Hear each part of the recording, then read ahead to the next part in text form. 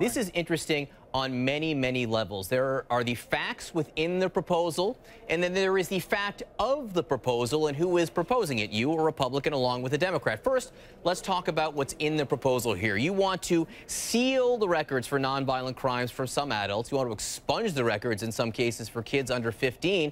What kind of crimes are you talking about here, and what do you see the impact as?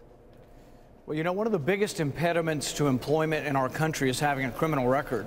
So what we said is for people who had nonviolent felonies, nonviolent crimes, mostly drug possession and minor drug sale crimes, that if you've served your time, wouldn't we want you to get a job rather than to go back into a life of crime?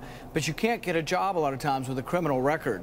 This has become I've become very aware of this as I've met a lot of people. I go into some communities, I meet people who are ministers who say, well, yeah, I changed my life, but when I was 19, I did something wrong, and I still have trouble getting employment because of it. So it is a big problem. I think it's the right thing to do, and Senator Booker's been great to work with, and we're happy that we've got a bipartisan bill here. So if you were convicted of pot, for instance, or certain drug crimes, you're saying just wipe it clean. There'd be no record of all.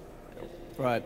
For kids, it does it automatically. For adults, it has to be a year after you've gotten out of jail, and you have to apply through a judge to get it. We tried to make it as easy as possible, but we still wanted there to be a process and a review process. But yeah, I think once you've served your time, you should get your rights back. I think the same for voting.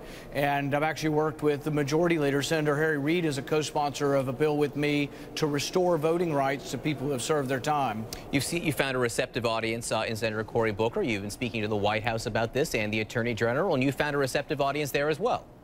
Yeah, I spoke with the president this week about a few of these criminal justice issues. He's indicated a desire to help push some of these issues. Senator Mike Lee and Dick Durbin have one on mandatory minimums. I've worked with Senator Leahy on one on mandatory minimums. There's a lot of criminal justice issues. We kind of went crazy in the 80s, but we went too far.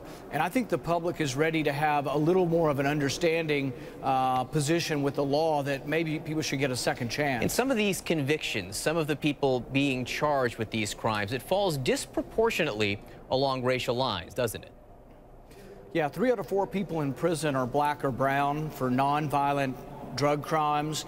However, when you look at drug use across the board, white kids are using drugs just as much as black and brown kids, but they don't get incarcerated at the same rate. In fact, 80% of the public is white, and so how do we get to 3 out of 4 people in prison are black or brown? There really is a racial outcome to the war on drugs, and we need to reevaluate it from top to bottom and make sure we're not incarcerating people, maybe inadvertently, but because of the color of their skin or their economic status.